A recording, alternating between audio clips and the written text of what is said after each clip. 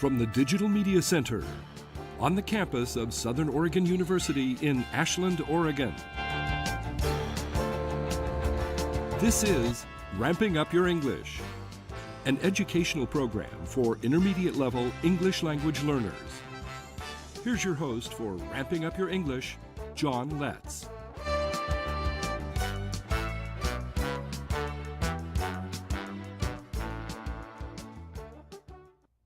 Welcome to Ramping Up Your English, winner of the Southern Oregon Television Award for Best Program and the Award for Best Educational Program. I'm the host and producer, John Letts. Ramping Up Your English is an educational support program for intermediate English learners. It's a program for people from all language backgrounds, and Ramping Up Your English is also for people of all ages. If you've already passed the beginning stages of learning English and want to reach higher levels of proficiency, this program is designed to meet your needs. We take a content-based approach to helping you reach higher levels of English proficiency. Our current thematic unit is Animals. This is segment 1 of episode 43. Today we take our first steps from familiar farm animals to a walk on the wild side. Now, the word wild in English is used to describe ungoverned actions and behaviors, often meaning dangerous. It's the opposite of the word tamed. Well, as we're using the word today, wild, in this program, we mean the opposite of domesticated. So we're moving from farm animals to animals that live their lives without having their needs met by humans, animals whose behavior is not a result of training imposed by people. When learning a new language, it's best to begin with what's familiar to the student. Consequently, we've begun this unit on animals with pets and farm animals. Let's begin this transition with a quick review of the familiar. Here's a video clip about farm animals. We present it as the 4th episode on this subject. Watch and enjoy the video, Farm Animals.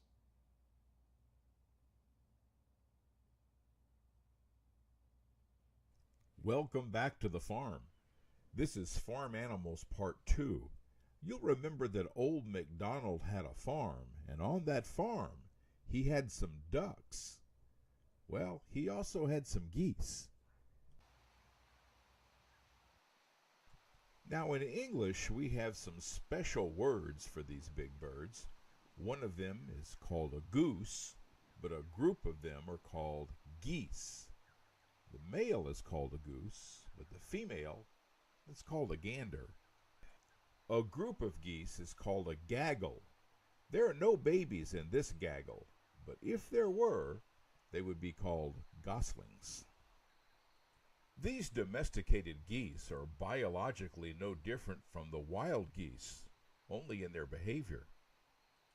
These are Canada geese. They have a very good life here on the farm, so they stay here. They leave it to their wild cousins to make the awesome high-mileage migration from the cold Arctic to the warm Gulf Coast and back each year. Geese are raised on the farm mostly for their eggs. You can tell by the fuzzy nature of their feathers that these are young geese, older than goslings, but not yet adult. In the background, you can hear the sound that geese normally make. And geese are sometimes confused with ducks, but geese have longer necks. Both geese and ducks are often found where there's water. Can you tell which of these geese are the adults? Another bird on old MacDonald's farm is the turkey. Now, there's a marked difference between domesticated turkeys and wild turkeys. Turkeys are usually raised for their meat.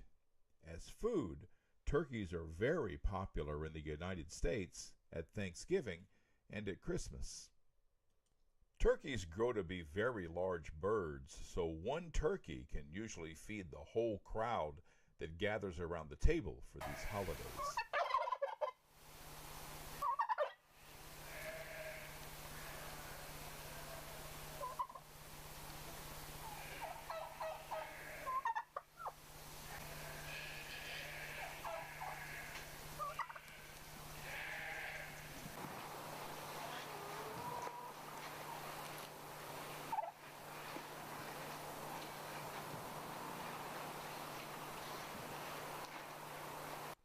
In the foreground here is a turkey hen, while a male turkey spreads its tail in the background. A male turkey is called a tom. Now, toms spread their tails in a display to attract the female. Let's see how this works out.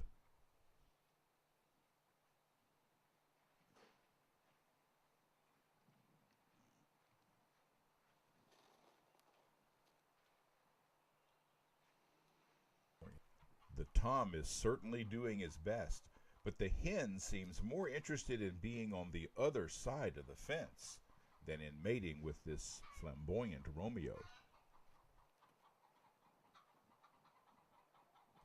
It's a sad story for the tom. The object of his pursuit has literally flown the coop.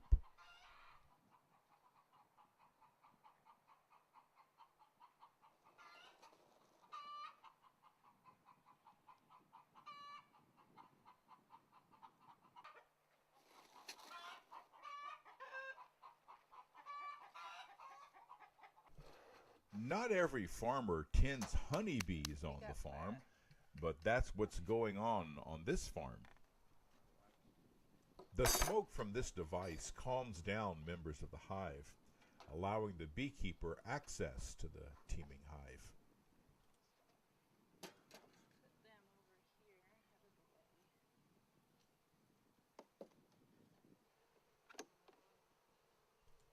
Bees are raised to produce honey. That's the excess food they store in the cells they make. Honeybees are from Europe. They produce the highest quality honey in the volume that makes all this work worthwhile. This panel is inspected to see the bees' progress. Build their comb, and I see nectar in there. So they're busy filling those and laying eggs. And well, not in this one though, because we've got the queen excluded. Worker bees arrive with the nectar they've gleaned from flowers, as well as their dusting of pollen.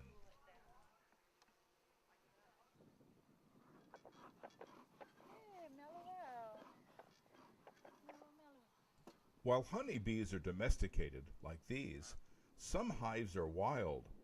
There are also many species of bees that are native to America.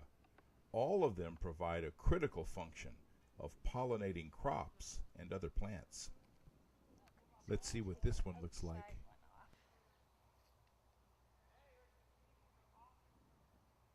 so that's them. Busy. That's it. You can clearly see the cells they make from beeswax. Look at the yellow structures. Oh, it's from I hope you've mastered the names of common farm animals. See, that's the foundation from which we transition to wild animals. Now keep the images of farm animals in your head so they can be used to describe certain farm animals. Now some animal life forms, I should say, will look nothing like your pets or like farm animals, but many of them will have some resemblance. We'll look at some of those, and I'll have some words of encouragement when we return.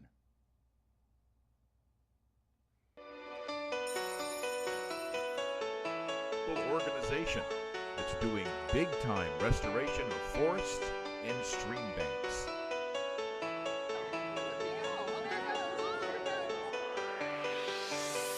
Hello, I'm John Letts, producer of Adventures in Education.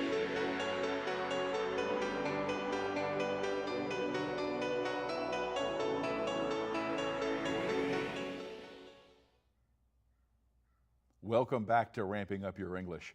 I'm your host, John Letts, and we're using a content-based approach to improve your English proficiency. That is, if you're an intermediate level English speaker. Now, that can be students of English as a second language or native speakers who just want to ramp up their English to higher skills. Our theme is animals, and today we're making a transition from animals you probably know to wild animals. This is segment 2 of episode 43. Learning a second language can certainly have its moments of discouragement. There are risks to take, and embarrassment when your proficiency falls short of the native speakers or even your own standards. From time to time, we feature those who have survived all these challenges and have done wonderful things with their level of English. I want to introduce to you a friend who has experienced your struggles, yet has used English in a high-level profession and hosts programs on television. First, I want to show you something I started carrying around with me. Inside this container is a single aspirin. I started carrying this after viewing a program entitled Art and the Awareness of Happy Health. The host of the program is Dr. Kocul Gokani. Although English is not his first or even his second language, he hosts this program on health, drawing from his experience in practicing medicine. His guest on a recent episode was a cardiologist, a heart doctor. I'll tell you how I came to carry this simple tablet after you meet Dr. Gokani. Dr. Gokani hosts a TV program entitled Art and the Awareness of Happy Health, sharing his background as a medical doctor. While his language background is from India, the TV program is in English. English is definitely not his first language. Welcome friends to the another show of Art and Awareness of Happy Health. My name is Swami Anand Krishna, that is initiated name given by Osho, and I have got a very wonderful person, being and doctor also as my guest today. His name is Brian Morrison. I welcome you, Brian, and I request you to just introduce yourself the way you would. Viewers in Southern Oregon gain insights into health issues from Dr. Gokani and his guests. Some of that information could save a life, so his acquired English is performing a vital function. I asked Dr. Gokani about his language background and how he acquired enough English to produce and host such a program. First 4 years of primary education, we didn't have to learn English, but from the 5th year, we start from ABCD, and A for apple, B for ball, like this, and then we learn throughout the middle school, high school, but we don't talk in English. I see. You're probably learning the rules of the grammar. Yeah, grammar and everything. We write essays, but very difficult to speak in English for us because that was not a habit. So if you want me to tell you, then when I went to university, because our lectures were in English, so we are exposed to the professors and lecturers to hear in English, understand in English, but still they didn't bother or they didn't force us to speak in English. So we were speaking in our local language, And what was your local language? My local language was Gujarati, from the state of Gujarat, where our Prime Minister at the moment, Mr. Modi, is coming from. So you must have had 3 languages you were dealing with, because there's Hindi, right? That's the national language. Four language we had to, Hindi, Gujarati, English and Sanskrit. 4 languages we had to do it in the middle school and high school. That's 4 languages when most Americans can only speak 1. He shares his dilemma when he had to speak English and the experience of not being able to speak his target language as well as the native speakers. Then medical school, we had to speak, answer, but still in conversation we were not. Then very first time when I went to England for my post-graduation, I was in a dilemma to speak. I was knowing how to speak, but your tongue is tied. Yeah. But first 15 days when I was in England, it was difficult to converse with the patient the nurses, though you are a doctor, but you are ashamed that you can't speak the language. But after 2 weeks, I think freedom of my tongue happened, and then I started. Still, my English may not be as good as you guys or English people or European people, but now I can speak anything and everything, and I think in English also. I love the way he says freedom of the tongue happened. That's a freedom viewers can look forward to, but not without taking risks. So what does that have to do with my carrying an aspirin around with me? Well, I heard his guest, the cardiologist, say that a simple aspirin can save the life of someone having a heart attack. I certainly hope I never need it, but I'll have it for myself, or maybe it will save the life of someone around me. My point is that even though Dr. Gokani has an accent, and although his English is not the same clarity as a native speaker, his use of English is high enough in proficiency to host a show that could save someone's life. So if your motivation wavers, which is a common occurrence for those on the long, hard road to English proficiency, perhaps saving a life will recharge that motivation. On Ramping Up Your English, we help intermediate level English speakers improve their English, bringing it to higher levels of proficiency. Our aim is not perfection, it's improvement. So if you're ready to ramp up your English to a higher level, you're watching the right program. Ramping Up Your English mostly supports listening comprehension using the context of an academic unit to provide context for increasing your comprehension of spoken and written English, as well as growth in vocabulary and more complex use of syntax across a wide spectrum of language functions using the appropriate forms of language. Our current unit thematically is animals, and we're going to take some knowledge of farm animals and use it to enter the world of wild animals.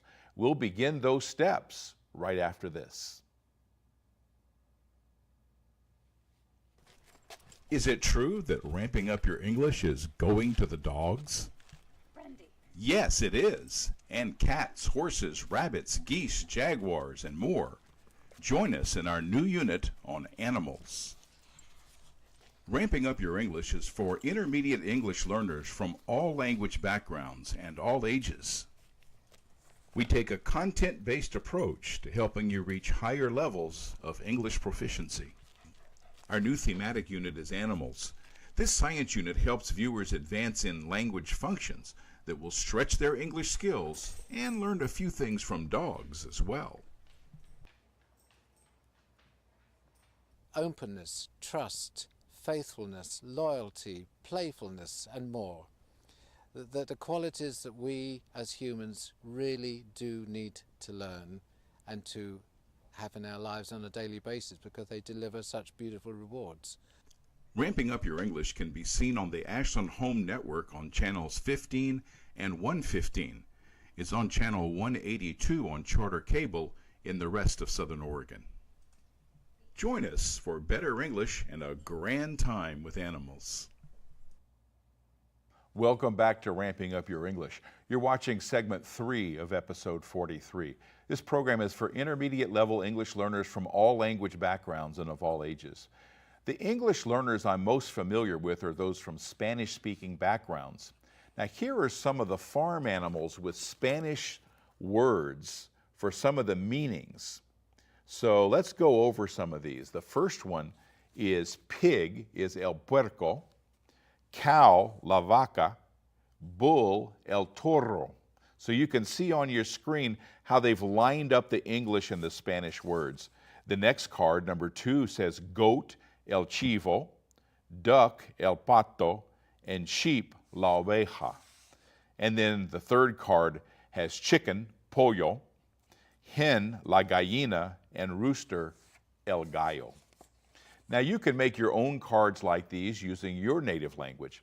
If you haven't mastered these farm animals yet, try to do so as soon as possible. Take a look at this wild animal. What farm animals do these American bison remind you of? Now you should be seeing the image of American bison. Here we are. So take a special look. Here in a moment you're going to see the calf. Does this remind you of an animal you've seen in our video clips? Well, if you answered cows or cattle, you're on the right track. Yes, there are huge differences too, but right now we're looking at similarities when we're looking at these bison. How about the next wild animal? Keep your eyes on the screen and you'll see in a moment that we'll be finished looking at bison and we'll be looking at another animal. I think we're actually on a loop with this video clip. So we'll get out of that loop and we'll get into the next one, because we should be looking very soon at a different animal, which is a black bear. Now we'll need to see the black bear in order to make this description kind of line up. So black bear, of course, is a wild animal, not a domesticated one. And it looks like you're not going to get to see one. Well, I'll tell you that the first time, so try in your mind's eye, I know you might not have worked with the wild animals yet, and if we do get the ability to put it on the screen, you'll see it pretty quickly. The first time I saw a black bear from a distance, it was running away from me from a distance. My first thought was, that's a really big dog. Well, it was only my second thought that told me that this was a black bear. Now, sure, a bear is bigger than a dog, but can you see a rough resemblance? So here's a bear. Take a look at the bear and look at the snout. Now, you probably wouldn't want a black bear to visit your farm, but its appearance is not too unlike the dog that would be barking if one did so, assuming you have a big black dog. So let's look a little bit more at this bear. This is a bear that I found in Alaska, the one here. The one before that was at a place called Wildlife Images, which is a place that rehabilitates injured and otherwise traumatized wildlife back to health, and has a great education program to use those ones who cannot be reintroduced into the wild. It allows those to perform an educational function. Now we have another animal to show you, and this animal, it might live in the barn of someone's farm, but it's a wild animal. This is a barn owl. Now at first glance, you may not think this bird resembles any animal you consider a farm animal. So as we zoom out, we're going to see more of the face of this animal. Now look at its general features though. It has wings, it has a beak, and it even has a feathered tail. So feathered farm animals would include chickens, ducks, and geese. And we just saw a video clip that had geese in it. So how is this barn owl like those farm animals, and how is it different? Well, let's take a look at a wild animal in Africa that may remind you of a farm animal. At home on the plains of Africa, zebras rank among the favorite animals of some. Their zigzag stripes of white and black make zebras stand out from other animals on the African grasslands. Yet these stripes help them blend in where there's tall grass, and the pattern confuses predators when zebras move in herds. In describing an animal that may not be familiar to you, you can use a familiar animal that is similar, like a farm animal. Then add how the unfamiliar animal is different. Now, readers or listeners will have the farm animal as their mental picture, and then note the important differences. In the case of a zebra, a familiar animal that comes to mind is a horse. Then note the differences in appearance, the spiky mohawk-like mane, and the black and white zigzag stripes. When it comes to adaptations, differences may not be visible. Zebras go without food or water during migrations of hundreds of miles on Africa's Serengeti plains. Don't try that with a horse. Here are more adaptations that zebras have. The plain zebra has sharp eyesight, so they can see their predators. They also have hooves, so they can run fast. Any other adaptations? Yeah. Their coat helps confuse predators. So which farm animal did the zebra remind you of? Well, you may have decided that before hearing the narration. It's a horse, of course. As you may have gathered from the clip, a zebra also has some notable differences, but it's a good knowledge about farm animals. They can help you begin your description of a wild animal. Now, I'm excited about our first step into the world of wild animals. We'll learn a lot about them in future episodes. We'll also learn the English for the many language functions used to research and report on animals. Visit me at our website, letscreate.org. That's where you can find all the learning materials that go with this episode of Ramping Up Your English. You can watch the entire episode 43 from that site, or you can watch today's show in segments. You can also watch and even download today's program by going to archive.org/details/RogueTV.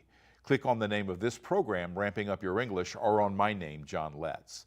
Then find the episode 43, that's Farm Animals 4, and you can watch Ramping Up Your English on channel 15, 15.1 and 115 on the Ashland Home Network, and on channel 182 on Charter Cable in Southern Oregon. Showtimes are 8 a.m. on Mondays and 7:30 p.m. on Thursdays. Channels and showtimes will vary with other areas of the country. Contact your local public access station to see when the schedule shows in your area. I want to thank Alex McGlasson for the video footage on that farm animal clip. And I also want to thank Dr. Gokani for his candor in the struggles and challenges of learning a new language and for granting me the interview. I want to thank my director, Denise Ross, and my talented and loyal crew. And I want to thank you, our viewers. All of you helped to make this program an award winner. Join us next time for Ramping Up Your English. I'm John Letts. You've been watching Ramping Up Your English, a support program for intermediate level English language learners. Learn more. Visit our website at letscreate.org. You can also watch or download today's program at archive.org/details/RogueTV. Join us next time on RBTV Voices for Ramping Up Your English.